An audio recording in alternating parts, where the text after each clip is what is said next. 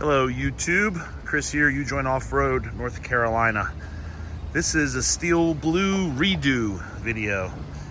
So if you scroll way back about 10 years ago, you will find the original build video for this van. We built it for a local guy. His kid at the time raced BMX, so we built this to be their BMX tour rig, and that worked great for him. Now, that little kid is a pro downhill racer. His name's Christopher Grice, if you want to check him out. Really talented, super nice kid, and he's racing all over the world. So, they sold the rig after, gosh, I don't even remember now, maybe 2 years, and actually wound up trading it into the Ford dealer. Then it resold, and that guy proceeded to really pile the miles on. I don't know what, I'm assuming it was going out west a lot, because when it got traded back in, it had 178,000 miles on it, which is pretty crazy. So a lot of the components under this thing were still original to the build that we did here. Shocks, springs, not sure on the ball joints. We wound up putting ball joints in it. I couldn't tell if they were original or not, but basically not much had been done besides general maintenance with oil changes and fluid changes. So pretty cool that it drove that far on a lot of the original equipment.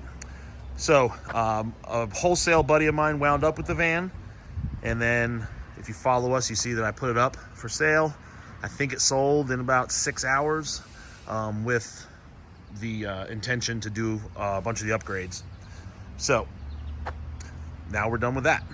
We wound up going in a little deeper than we thought we would originally. Our initial inspection didn't uncover everything that needed to be replaced, and the new owner, wants it set up right. And why wouldn't he? While it's here, let's just get it done and get it right, to ensure that it will continue getting a ton of miles put on it. So things we did were obviously new tires. We've got some 35 1250 17 Nitto Recon grapplers, new shocks, new springs. So here's something tricky with the shocks. Our original dual shock towers were set up for Bilstein shocks. When we switched to Fox, those towers did not clear the shock, the Fox shocks.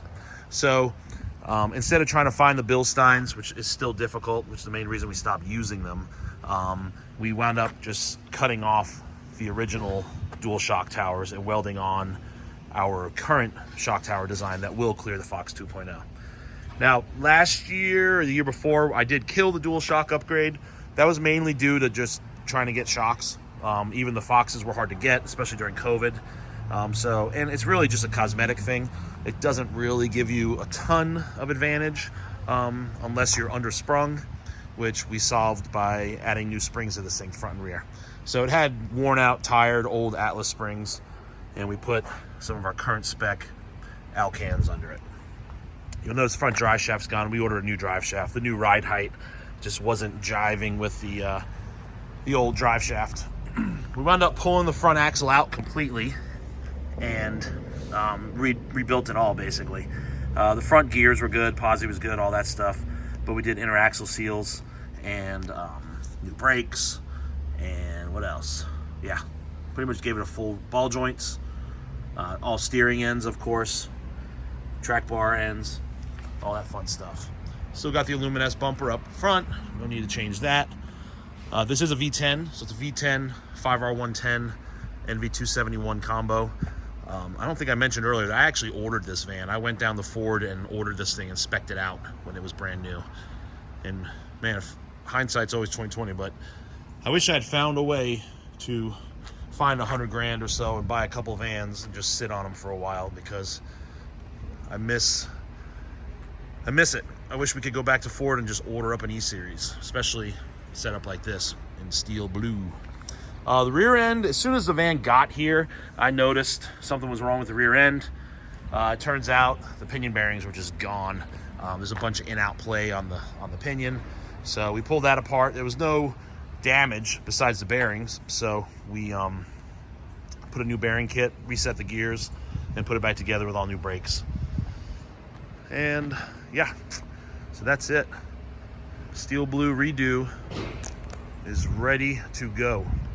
Front drive shaft should be here in a day or two. We'll put that in, and we've just been putting some miles on it, make sure everything works well. And yeah, that is it.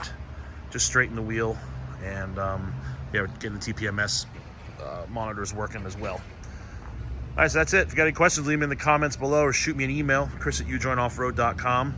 It's cool that we're starting to see these old builds come back for a refresh. Justin at Colorado's done a couple already, and it's neat. So once again, E-Series rules. Thanks for watching.